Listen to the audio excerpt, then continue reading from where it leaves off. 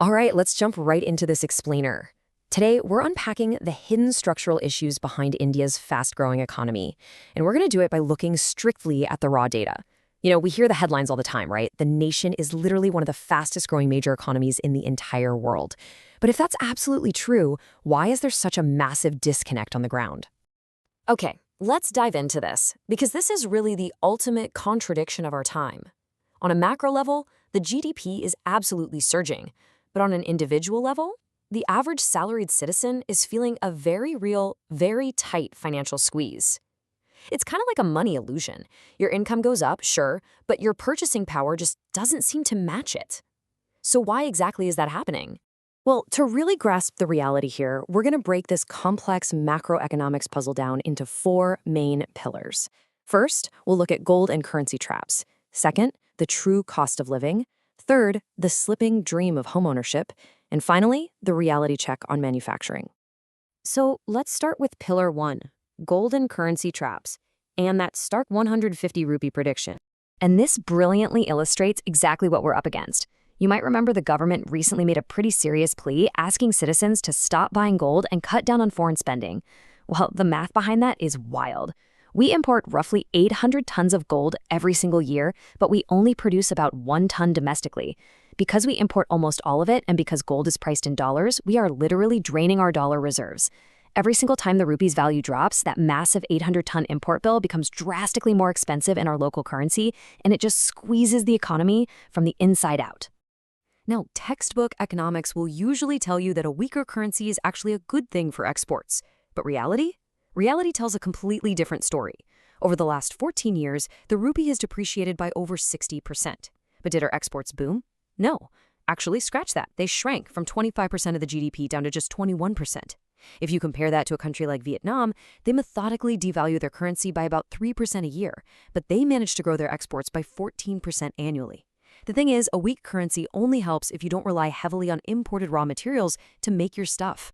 And because of this deep structural reliance on imports, experts are making a very stark prediction.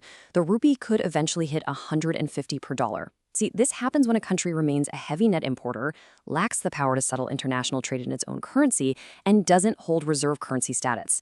Basically, until you produce more of what you actually consume, the currency mathematically just has to keep losing value. It's a fascinating contrast when you look at how other nations are actively solving their own currency dependencies. Take China, for example, and how they strengthen the yuan.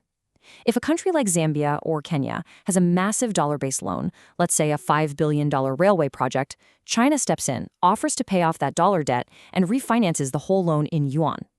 This saves the borrowing country millions in exchange fees. In Zambia's case, it was roughly $250 million. And more importantly, it completely cuts the US dollar out of the trade loop, giving the yuan way more global utility. All right, moving on to Chapter 2, the true cost of living, and what we call the illusion of the CPI. Now, what's really interesting about this slide is it explains why official inflation numbers, which sit around 2% to 5%, feel completely useless to the average person. Because your actual life, your health insurance, your rent, the kids' school fees, those are inflating closer to 14 or 15%. Just look at the 2011 CPI basket they used to calculate this. It gave a massive 46% weight to food items like onions. Now, cheap onions are great for winning elections, but that weighting completely ignores modern middle-class reality.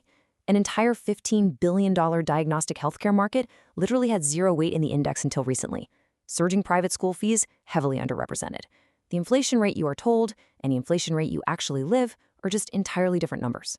And we see this exact same disconnect in employment data too. Let's look at the government's official employment survey, the PLFS.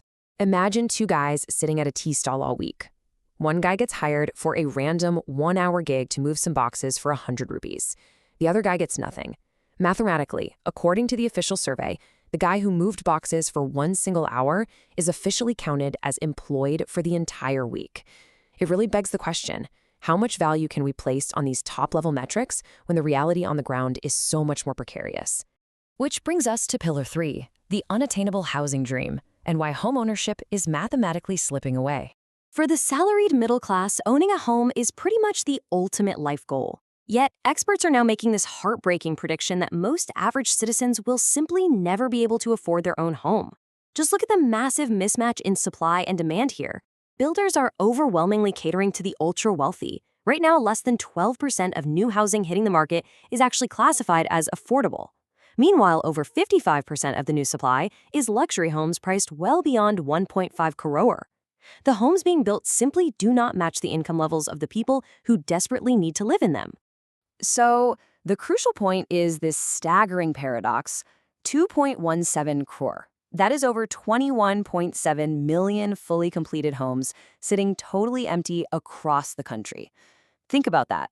We simultaneously face a national shortage of 1.9 crore homes for people who actually need shelter, yet millions of luxury apartments are sitting completely vacant. Why? Because they aren't being built as shelters. They're being built purely as investment assets.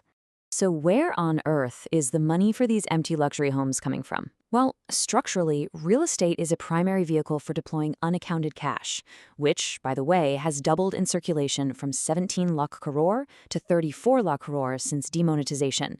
Add to that NRI remittances. These are projected to hit $140 billion by FY30, and right now they make up 20 to 30% of bookings for top builders. All this outside wealth artificially inflates housing prices, making it completely independent of the local salaried workers' buying capacity. Finally, Pillar 4, the manufacturing reality check and the hidden costs of doing business.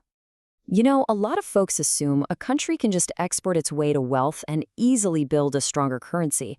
But let's check our raw material dependencies. Even when we manufacture locally, we are heavily reliant on foreign inputs. Take pharmaceuticals. We might be called the pharmacy of the world, but 70% of our active ingredients and 90% of our key starting materials actually come from China. When India tried to make these ingredients locally, China simply dropped their prices by 40% to crush our domestic competition. And it's not just physical goods. In the modern economy, we are 100% net importers of technologies like large language models and satellite internet, paying millions in subscriptions fees to foreign tech companies. Let's move to and see how this builds into an incredibly uncompetitive landscape right at home. Take electricity. To keep power cheap or even free for households and farmers at roughly 5 to 7 rupees a unit, the government cross-subsidizes this by charging commercial factories double.